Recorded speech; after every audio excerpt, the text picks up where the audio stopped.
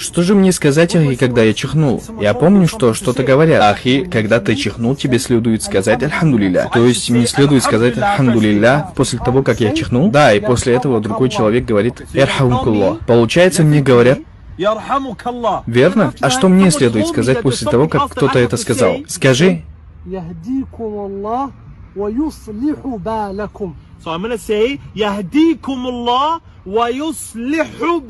Правильно.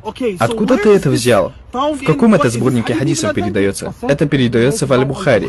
То есть этот хадис есть в Сахих Аль-Бухари? Да. Джазак Аллах хайр за то, что научил меня этому. Братья и сестры, следуйте сунне и не останавливайтесь в этом.